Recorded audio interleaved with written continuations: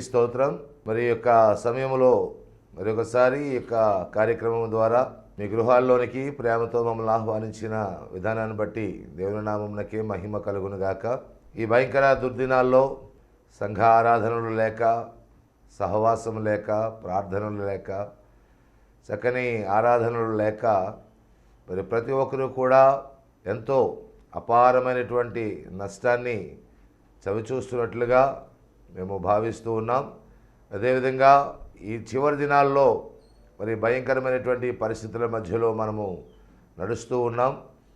మరి ఈ పరిస్థితులు చూస్తూ ఉన్నప్పుడు దేవుని యొక్క రాకడ అతి సమీపంగా ఉంది అని గ్రహించి అవకాశములు ఏ విధంగా అయితే మనకు దేవుడు కల్పిస్తూ ఉన్నాడో ఆ అవకాశాలని ప్రతి ఒక్కరు కూడా సద్వినియోగపరుచుకుంటే అది మన యొక్క ఆధ్యాత్మిక జీవితానికి ఎంతో మేలు చేకూరుస్తుందని మరి ప్రతి ఒక్కరిని ప్రేమపూర్వకంగా విజ్ఞప్తి చేస్తూ ఉన్నాం. మరి చాలా మటుకు యూట్యూబ్ల ద్వారా, మరి ఫేస్బుక్ల ద్వారా, లైవ్ ప్రోగ్రామ్స్ ద్వారా మరి సంఘారాధనలు జరిగిస్తూ ఉండటానికి దేవుడు కృప చూపించాడు. అదేవిధంగా మరి మీరు కూడా మరి ఎలాగూ సంఘ ఆరాధనలు లేవు కాబట్టి ఏం చేయాలి అనేటువంటి దిగులు పడకుండా మరి చక్కగా దేవుడు ఈ విధమైన ప్రోగ్రామ్స్ ద్వారా మీ కుటుంబాల్లోనికి వ్యక్తిగతంగా మీ ముందుకు మరి మమ్మల్ని నడిపిస్తున్న విధానాన్ని బట్టి దేవునికి ఎంతగానో రుణపడి ఉన్నాం. దేవునికి స్తోత్రం. మరొకసారి మరి ఈ వర్తమానములు మిమ్మల్ని ఎంతగానో బలపరిచి ఆదరిస్తాయని నమ్ముతూ విశ్వాసంతో మేము ముందుకు వస్తున్నాం. వాక్యాన్ని జాగ్రత్తగా వినండి, ప్రార్థన చేసుకోండి, ఎక్కువగా దేవుణ్ణి స్తుతించండి. స్తుతించుట ద్వారా అనేకమైన అద్భుత కార్యాలు దేవుడు మీ జీవితంలో జరిగించునుగాక. ఆమేన్. చిన్న ప్రార్థన చేసుకుందాం. మమ్మల్ని మిక్కిలిగా ప్రేమించిన ప్రియ పరలోకపు తండ్రి, మీకు వందనాలు. ఈ యొక్క సమయములందు మరి ఒకసారి ఈ యొక్క ప్రవచన్ టెలివిజన్ ద్వారా నైనా మరి కొన్ని కుటుంబాల్లోనికి మమ్మల్ని నడిపిస్తూ ఉన్నావు.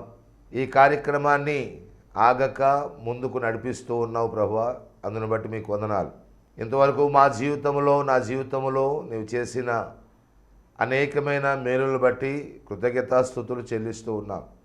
అడుగు వాటికన్నను, ఊహించు వాటికన్నను అధికమైన మేలుల చేత కృప చూపి నడిపించిన దేవుడవని నేను కొనియాడుతున్నాం ప్రభువా. మా రక్షక, ఈ యొక్క సమయంలో ఈ వర్తమానములు ఎందరైతే వింటూ ఉన్నారో, ఎందరైతే వీక్షిస్తూ ఉన్నారో అట్టి హృదయాల్ని మీకు అప్పగిస్తూ ఉన్నాం. ఆ కుటుంబాల్ని మీ యొక్క స్వాధీనంలోకి తీసుకుని వస్తూ ఉన్నాం. ఇంతవరకు వారి కుటుంబాల్లో ఏ మేలు కోసమైతే వారు ఎదురు చూస్తున్నారో, ఏ విడుదల కోసమైతే వారు ఎదురు చూస్తున్నారో, ఏ విధమైన సహాయం కోసమైతే ఎదురు చూస్తున్నారో, దేవా నీ యొక్క హస్తము చాపి సమృద్ధిగా ఆశీర్వదించబడాలని ఏ కుటుంబాలైతే ఆశతో ఉన్నాయో అట్టి కుటుంబాలని వారి హృదయపు వాంఛలను సిద్ధింపచేసి వారి పెదవుల ప్రార్థన మానక అంగీకరించి కుటుంబాల్ని నీ నిండైనటువంటి ఆశీర్వాదములకు పాత్రలుగా సిద్ధపరచండి. అయినా అదేవిధంగా ఈ అంత్య దినాల్లో మేము ఉన్నాం, అపాయకరమైన దినాల్లో ఉన్నాం. ఏ సమయానికి ఏమి సంభవించునో ఊహించలేని స్థితిలో ఉన్నాం. ఇలాంటి పరిస్థితుల్లో మా ప్రభువా, అయ్యా నీ బిడ్డల మీరు కృప చూపండి నాయనా, కనికరించండి ప్రభువా. నా తండ్రి, ఈ వాక్యము ద్వారా ప్రతి ఒక్కరూ ఆదరించబడటానికి, జీవించటానికి, నీ రాజ్యమునకు వారసులుగా సిద్ధపడటానికి, సంపూర్ణమైన రక్షణ అనుభవాల్లోనికి రావటానికి, పరిపూర్ణమైనటువంటి మారు మనస్సుకు తగిన ఫలాలు ఫలించటానికి, ఆత్మ ఫలాలలో అంచులంచులుగా ఎదగటానికి నీ కృప చూపించమని సమస్త మహిమ నీకే చెల్లిస్తూ అల్పుడను అయోగ్యుడను ఎన్నికలేని నన్ను నిలబెట్టుతూ ఉంటుండగా మా ప్రభువా, నైనా నీ శిలువ చాటును మరుగుపరచండి. మాట్లాడుచున్నది నేను కాదు అయ్యా, నీ నోటికి నన్ను బోరగా వాడుకొని అయ్యా నాతో మాతో మీరు మాట్లాడమని మా ప్రభువును రక్షకుడైన యేసయ్య అతి శ్రేష్టమైన నామమున ప్రార్థించి స్తుతించి వేడుకొనుచున్నాము తండ్రి. ఆమెన్. దేవునికి మహిమ కలుగును గాక. అందరూ బాగున్నారు కదండి. మరి ఒకసారి ఈ యొక్క మాసములలో మరి మీ ముందుకు ఈ విధంగా రావడానికి దేవుడు చక్కని కృపనిచ్చాడు. ఈ ప్రోగ్రామ్స్ చూస్తున్న అనేకులు మాకు ఫోన్ల ద్వారా వారి యొక్క ప్రత్యుత్తరాలు మరి జరిగిస్తూ ఉన్నారు. మరి చాలామంది ఫోన్లు చేస్తున్నా మరి మేము మిస్ అవుతున్నాం. దయచేసి 1-4 సార్లు చేయండి, కలవలేదని ఊరుకోవద్దు. ఎందుకంటే మీ కొరకు ప్రార్థన చేయడానికి మేము ఆశపడుతూ ఉన్నాం. మీ ఇబ్బందులలో, మీ కష్టాల్లో మరి మా యొక్క సహాయాన్ని చేయాలని కూడా మేము ఆశపడుతూ ఉన్నాం. కనుక మీరు ఫోన్ కలవలేదని మీరు బాధపడిన అవసరం లేదు. మీ ప్రార్థన చేయడానికి మేము సిద్ధంగా ఉంటాం.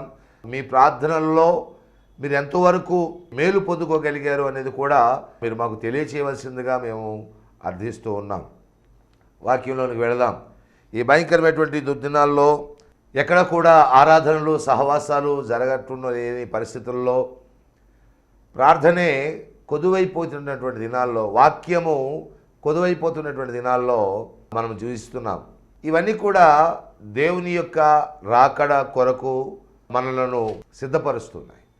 ఈ పరిస్థితులన్నీ మనం చూస్తున్నప్పుడు ఖచ్చితంగా మనకి గుర్తు రావాల్సింది ఏంటంటే, ఏంటి ఈ రోజులు ఎలాగున్నాయి, ఎవరిని కదిపినా ఒకటే మాట అంటారు, పాపము పండిపోయింది, పాపం పండిపోయింది అంటారు.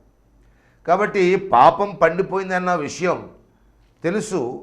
తెలిసిన వారికి తెలియని విషయం ఏంటంటే యేసుక్రీస్తు త్వరగా రాబోతున్నాడు అన్న సంగతి మర్చిపోతున్నారు కొంతమంది. తెలియని వారికి తెలియదు, తెలిసిన వారు కూడా అజ్ఞానంలో పడిపోయేటట్లుగా సాతానుడు ఈ అంత్య దినాల్లో భయంకరముగా వాడు ప్రయత్నాలు చేస్తున్నాడు. దేవుని వైపు నీ హృదయాన్ని మళ్లించనివ్వకుండా, దేవుని సహవాసమునకు మరి రానివ్వకుండా, వెళ్ళనివ్వకుండా, ఇలాంటి అనేక అవాంతరాలు కలిగించి యథార్థంగా దేవుణ్ణి స్తుతించనివ్వకుండా, పోనీ ఆరాధన లేదు, నా ఇంట్లోనే, నా కుటుంబంలోనే మేమందరం కలిసి ప్రార్థన చేసుకొని దేవుని ఆరాధన చేస్తాము అని అనుకుంటున్నాడు. కుటుంబాలపైన కూడా, కుటుంబాలలో సమాధానాన్ని చెడగొడుతున్నాడు. ఎప్పుడైతే సమాధానం పోయిందో, కుటుంబంలో ఎప్పుడైతే ఐక్యత పోయిందో, భయంకరమైనటువంటి పరిస్థితులు కుటుంబాల్లో చోటు చేసుకుంటున్నాయి. ఎందుకంటే కొన్ని మందిరం లేకపోయినా, సహవాసం లేకపోయినా, నేను నా కుటుంబం, ఈ కుటుంబ ప్రార్థన ద్వారా దేవుని సన్నిధిని మేము కనుగొంటాం, దేవుని యొక్క సహవాసాన్ని అనుభవిస్తాం అని ఆశతో ఉన్నటువంటి కుటుంబాలు కూడా వాడికి నచ్చటం లేదు. ఈ విధంగా స్తుతించుట వాడికి ఇష్టం ఉండదు. స్తుతి చేయుట ద్వారా వాడి యొక్క ఆలోచనలన్నీ పటాపంచలైపోతున్నాయి. స్తుతించడం వల్ల వాడి యొక్క పన్నాగములన్నీ కూడా దేవుడు కూల్చివేస్తున్నాడు. స్తుతి ఎంతగా చేస్తూ ఉంటే వాడికి అంత మంట కలుగుతుంది. అందుకని వాడు సంఘాలు ఎలాగూ చెడగొట్టాడు, ఆరాధనలు ఎలాగూ చెడగొట్టాడు, సహవాసం ఎలాగూ చెడగొట్టాడు, ప్రార్థన ఉజ్జీవాలు చల్లారిపోయేటట్లుగా చేస్తున్నాడు. ఇలాంటి పరిస్థితుల్లో క్రైస్తవ విశ్వాసమైనటువంటి నీవు సంఘం లేదు, సహవాసం లేదు, ప్రార్థన లేనప్పుడు మరి ఎక్కువ జాగ్రత్తగా నీ విశ్వాసాన్ని నీవు కాపాడుకోవాలి. ఎక్కువ జాగ్రత్తగా దేవుని యొక్క వాక్యాన్ని నువ్వు పఠించాలి. ఎక్కువ జాగ్రత్తగా దేవుని నామమును నువ్వు మహిమపరచాలి. ఇలాంటి పరిస్థితులు నీ జీవితంలో కలుగుతున్నప్పుడు సాతానుడు నీ పైన గురి పెడతాడు. అయ్యో, అక్కడ నేను ఎలాగో చెడగొట్టానే, ఇక్కడ మళ్ళీ స్టార్ట్ అయిన కుటుంబాల్లో ఏం చేయాలని అర్థం కాక కుటుంబాల మధ్యలో ఉన్నటువంటి ప్రేమను వాడు గిల్లేస్తున్నాడు. కుటుంబాల్లో ఉన్నటువంటి ఐక్యతను వాడు నరికివేస్తున్నాడు. వాక్యాలు చెప్తున్నాయి చూడండి, ప్రేమ దేవుని యొక్క సంఘ బిడ్డలారా, అక్రమము విస్తరించుట చేత అనేకుల మధ్యలో ప్రేమ చల్లారిపోతుంది అని బైబిల్ చెప్తుంది.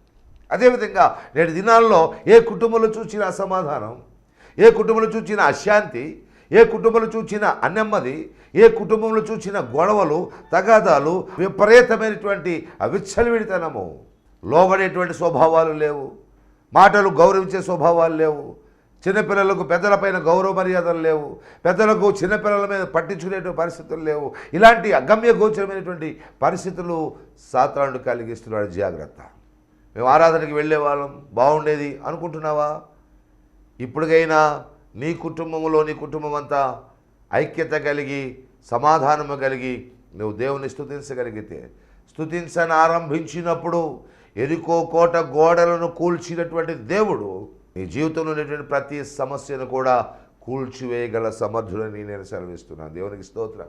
కాబట్టి ఈ దినము నేను చెప్పాల్సింది ఏంటంటే, మనము ఈ అంత్య దినాల్లో, ఈ దుర్దినాల్లో ఎడతెగక దేవుని యొక్క సహవాసములో ఉండేటువంటి మనము దేవుని సహవాసానికి దూరం అయ్యాం. తిరిగి దేవుని యొక్క సహవాసానికి మనము దగ్గరగా ఉండగలిగేది, దేవునిలో నిలిచి ఉండేటట్లుగా చేసేది కొన్ని పద్ధతులు ఉన్నాయి. నువ్వు పోగొట్టుకున్నావా దేవుని సహవాసం? అయితే నీ యొక్క మాటలు నీ కోసమే. తిరిగి దేవుని సహవాసం ఎలా పొందుకోవాలి? మొదటి తెస్సలోనికీయులకు రాసిన పత్రిక 5వ అధ్యాయము 15వ వచనాన్ని నేను చదువుతూ ఉన్నాను. ఎవడును కీడునకు ప్రతి కీడు ఎవరికైనాను చేయకుండా చూచుకొనుడి. మీరు ఒకరి ఎడల ఒకడును మనుషులందరి ఎడలను ఎల్లప్పుడూ మేలైన దానిని అనుసరించి నడుచుకొనుడి. ఎల్లప్పుడూ సంతోషంగా ఉండుడి. ఎడతెగక ప్రార్థన చేయండి. దేవునికి మహిమ కలుగునుగాక. ఎడతెగక ప్రార్థన చేయి. సంఘ ప్రార్థన అనుదినము మనం కలిగిన వారముగా ఉన్నటువంటి మనలని ప్రార్థన చేయనివ్వకుండా సాతానుడు వెడగొట్టాడు సహవాసంలోంచి.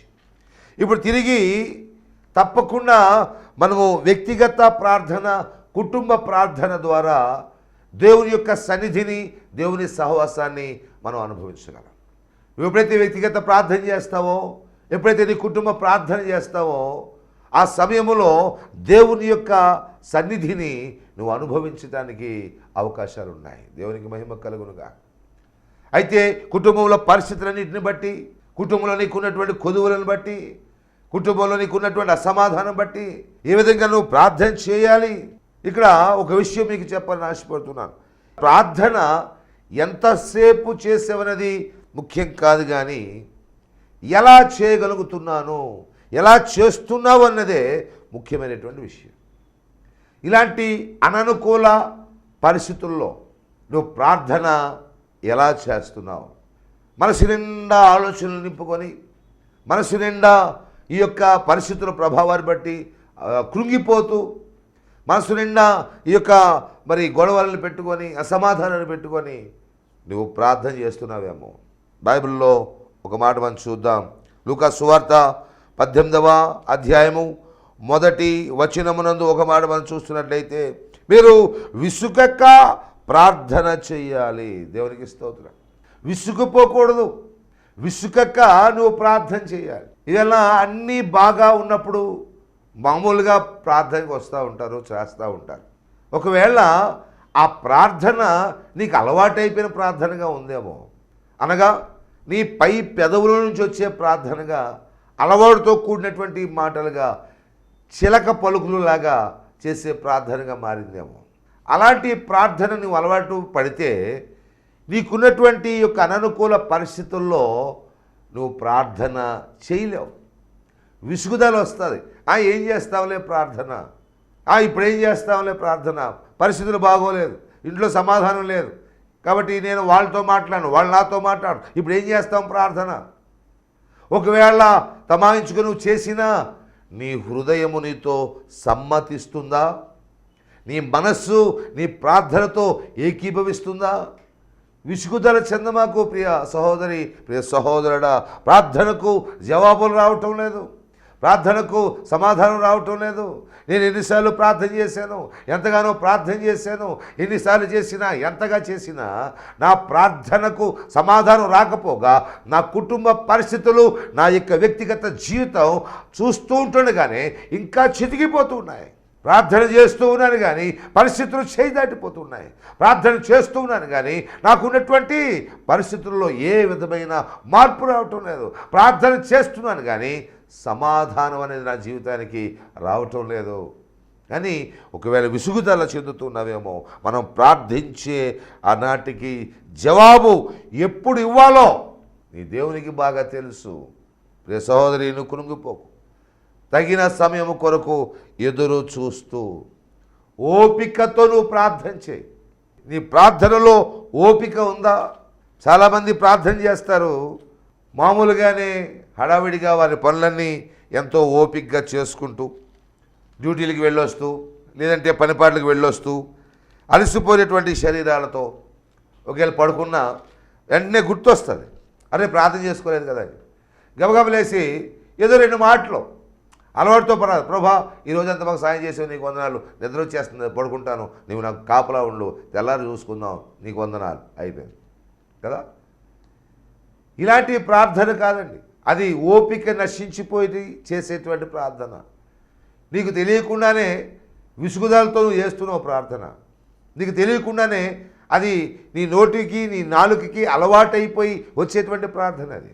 ఇక్కడ బైబిల్లో మనం చూద్దాం. పేతురు రాసిన మొదటి పత్రిక 5వ అధ్యాయము 6వ వచనములో, దేవుడు తగిన సమయమునందు మిమ్ములను హెచ్చించున్నట్లుగా.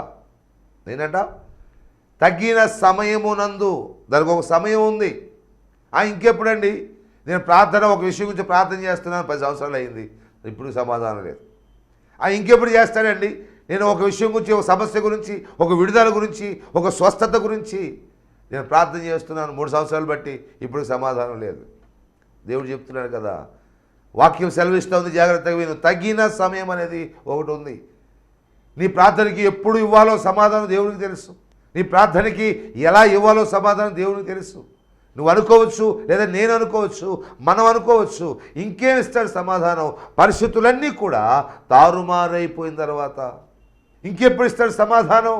అనుకున్న సమయంలో అనుకున్నది జరగకపోతే ఎప్పుడుకో దేవుడు సమాధానం ఇస్తే అది దానికి సరిపోతుందా అని అనుకోవచ్చు. కానీ దేవునికి అసాధ్యమైనది ఏదీ లేదు. ఆయన అంటున్నాడు, నాకు అసాధ్యమైనది ఏమైనా ఉందా? జ్ఞాపకం చేసుకో. నీ జీవితం ఎంతగా పతనమైపోయినా సరే, నీ కుటుంబం ఎంతగా పతనమైపోయినా సరే, నీ వ్యక్తిగత జీవితం ఎంతగా నలిగిపోయినా సరే, నువ్వు మానసికంగా ఎంతగా అణగారిపోయినా సరే, నీ ఆరోగ్యము ఎంతగా చితికిపోయినా సరే, ఇక వైద్యులందరూ కూడా ఇది వల్ల కాదు అని చేతెత్తేసే పరిస్థితి వచ్చినా సరే, ఆర్థిక ఇబ్బందులలో ఎంత అగాధానికి నీవు దిగజారిపోయినా సరే, నీకు చూస్తుండగానే నీ కుటుంబము నీ యొక్క ఆలోచనలకు మరి వ్యతిరేకంగా మారిపోయి పరిస్థితుల ప్రభావం అగో అంచెలంచెలుగా నేను కృంగదీస్తున్నా సరే, నేను ప్రకటిస్తున్నటువంటి నా దేవునికి అసాధ్యమైనది ఏది లేదు. దేవునికి మహిమ కలుగును గాక.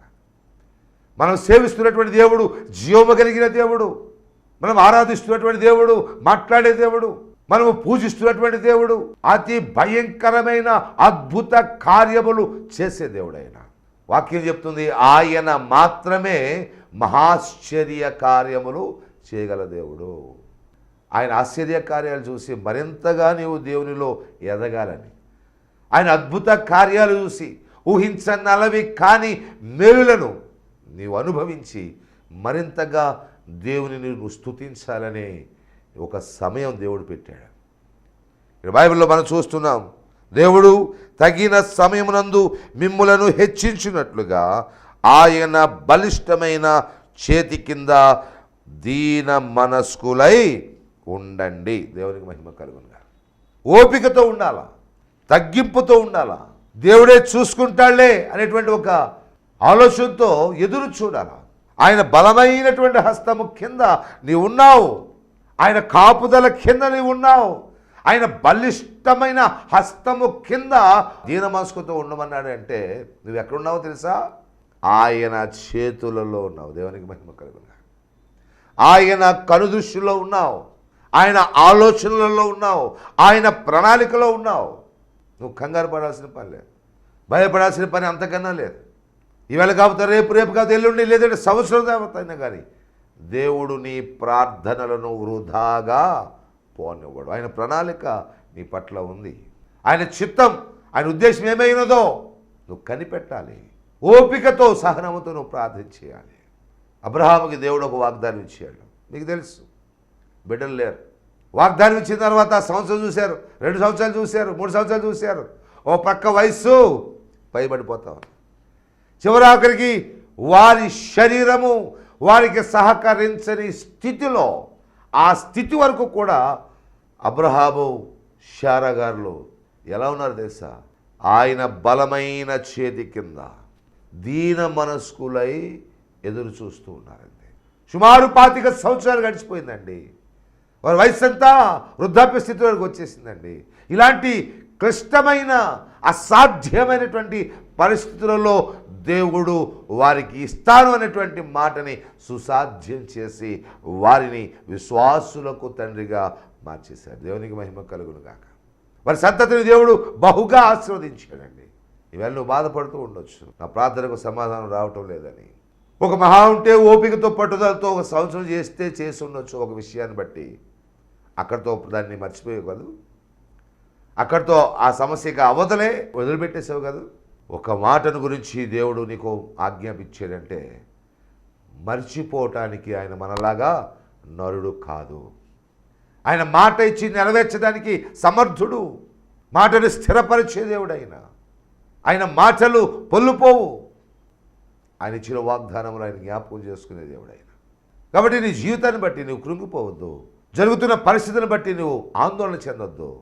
సాతానుగాలు ఇలాంటి ఆందోళనలు, చింత, కలవరము ఇవన్నీ మనలో వాడు పెట్టేటువంటి వేసేటువంటి విత్తనాలు. కాబట్టి అది నువ్వు జ్ఞాపకం తెచ్చుకోవాలా. నేను పడుతున్నటువంటి ఈ కృంగుదల, నాలో ఉన్న ఈ విసుగుదల, లేదా నాలో ఉన్న ఈ చిరాకు, నాలో ఉన్నటువంటి ఈ కోపం, లేదా నాలో ఉన్నటువంటి ఈ యొక్క అసూయ, ఇవన్నిటిని బట్టి నేనేదో ప్రార్థన చేస్తున్నాను. కానీ ఈ జీవితాన్ని బాగు చేసుకొని ప్రార్థన చేస్తే, ఇలాంటివన్నీ సాతాను యొక్క లక్షణాలని గ్రహించి వాటిని తీసివేసుకొని ప్రార్థన చేస్తే, దీన మనస్సుతో నువ్వు ప్రార్థన చేస్తే, ఓపికతో నువ్వు ప్రార్థన చేస్తే ఖచ్చితంగా దేవుడు నీ జీవితంలో సమాధానమును ఇచ్చే తీరతాడు. దేవునికి మహిమ కలుగును గాక. హల్లెలూయా, హల్లెలూయా. కీర్తనకారుడు దావీదు రాస్తున్న కీర్తన గ్రంథం 37వ అధ్యాయంలో 4 నుండి 2 మాటలు నేను చదువుతున్నాను. యెహోవాను బట్టి సంతోషించుము, ఆయన నీ హృదయ వాంఛలను తీర్చును. నీ మార్గమును యెహోవాకు అప్పగించుము, నీవు ఆయనను నమ్ముకొనుము, ఆయన నీ కార్యము నెరవేర్చును. ఆయన వెలుగును వలె నీ నీతిని, మధ్యాహ్నం వలె నీ నిర్దోషత్వమును వెల్లడిపరుస్తాడు. దావీదు సెలవిస్తున్నాడు. దేవునికి మహిమ కలుగును గాక. హల్లెలూయా. యెహోవాను బట్టి సంతోషించు. పరిస్థితుల ప్రభావాన్ని బట్టి నువ్వు కృంగిపోవద్దు. నీ స్థితిగతులను బట్టి నువ్వు కృంగిపోవద్దు. జరుగుతున్నటువంటి పరిణామాలను బట్టి నువ్వు కృంగిపోవద్దు. అన్నిటికీ మించి, అన్నిటినీ ఎరిగి ఉన్న, అన్నిటినీ చూస్తున్న నీ దేవుడైన యెహోవాను బట్టి నువ్వు సంతోషించు. దేవునికి మహిమ కలుగునుగా. హల్లెలూయా. పౌలు శీలను చెరసాల్లో వేశారు. పరిస్థితులను బట్టి వారు కృంగిపోలేరు, భయపడలేరు, ఆందోళనకు గురి కాలేరు. ఎవరైనా సహాయం చేస్తారేమో, రికమెండేషన్ చేస్తారేమో అని ఏ ప్రయత్నాలు చేయలేదు. కానీ ఆ పరిస్థితులు అన్నీ తెలిసినటువంటి ఒక వ్యక్తి ఉన్నాడు. ఆ పరిస్థితులన్నింటిలో నుంచి వారిని విడిపించగల ఒకే ఒక సమర్థుడైనటువంటి వాడు వారికి తెలుసు. వారికి బాగా పరిచయం. ఆయన సహవాసం బాగా వారు అనుభవిస్తున్నారు. ఆయన బాగా వారితో మాట్లాడుతూ ఉన్నారు. ఆయనకి మొరపెట్టారు. దేవునికి స్తోత్రం. ఆయనను నమ్ముకున్నారు, ఆయన బట్టి సంతోషించారు.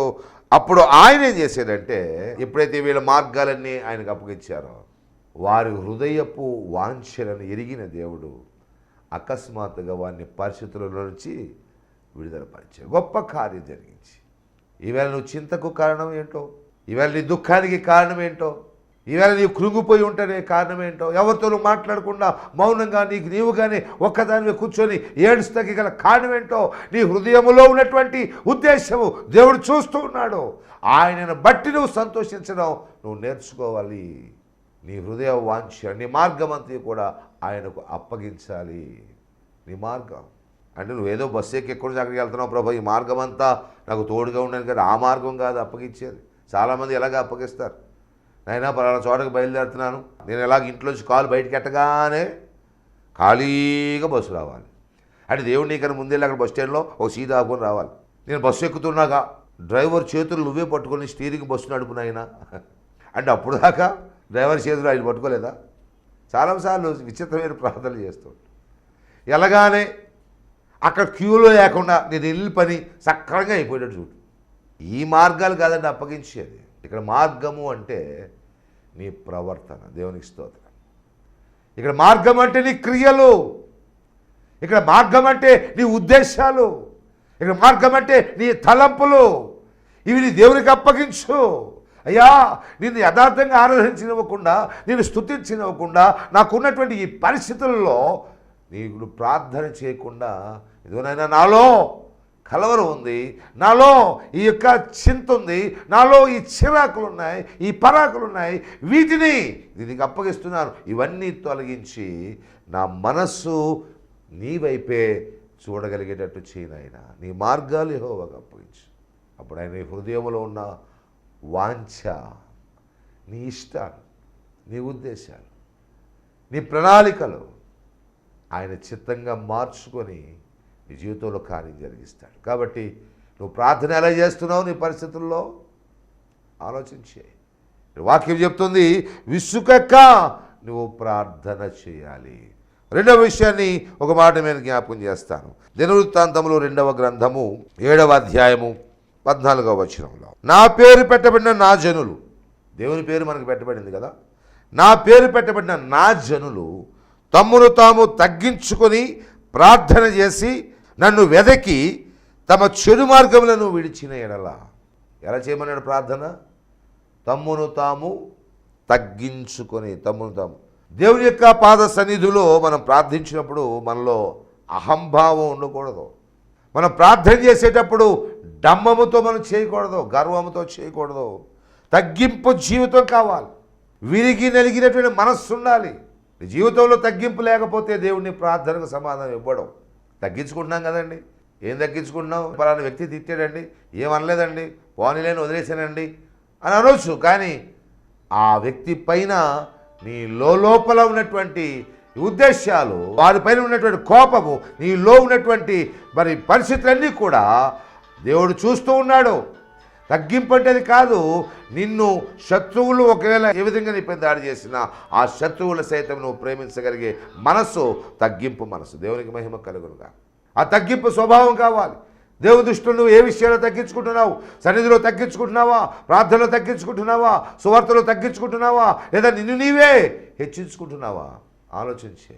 ఏ విషయాల్లో నువ్వు తగ్గింపు కలిగి ఉంటున్నావు? ఏ విషయాల్లో విరిగి నలిగినటువంటి మనసు నువ్వు కలిగి ఉంటున్నావు? లూకా సువార్త 18వ అధ్యాయంలో 10వ వచనాన్ని ఒక మాట మనం చూస్తున్నట్లయితే, ప్రార్థన చేయటకే ఇద్దరు మనుషులు దేవాలయంలోకి వెళ్ళారు. వారిలో ఒకడు పరిసయ్యుడు, ఒకడు సుంకరి. పరిసయ్యుడు నిలవబడి, దేవా, నేను చోరులను, అన్యాయస్తులను, వ్యభిచారులనైనా ఇతర మనుష్యుల వలెనైనను ఈ సుంకరి వలెనైనను ఉండనందుకు నీకు కృతజ్ఞతాస్తుతులు చెల్లిస్తున్నాను అని చెప్పి ప్రార్థన చేస్తున్నాడు. చూడండి, ఈ ప్రార్థనలో ఏ విధమైనటువంటి పరిస్థితి ఉంది? తగ్గింపు ఉందా? ఇతరులతో పోల్చుకుంటున్నాడు. వాళ్ళలాగా వీళ్ళలాగా చెప్పి వాళ్ళు పక్క ఎత్తిపడుస్తూ ప్రార్థన చేస్తున్నాడు. మన ప్రార్థనలో తగ్గింపు ఉండాలి. నీ ప్రార్థనలో విధేయత ఉండాలి, విరిగి నలిగిన మనస్సు ఉండాలి. కాబట్టి ఇలాంటి మనస్సు మనం కలిగి ఉండి ప్రార్థన చేస్తే పోగొట్టుకున్న దేవుని సన్నిధి తిరిగి మళ్ళీ నువ్వు పొందుకుంటావు. దేవునితో సహవాసం, దేవునిలో కలిసి ఉండేటువంటి పరిస్థితి జీవితానికి వస్తుంది.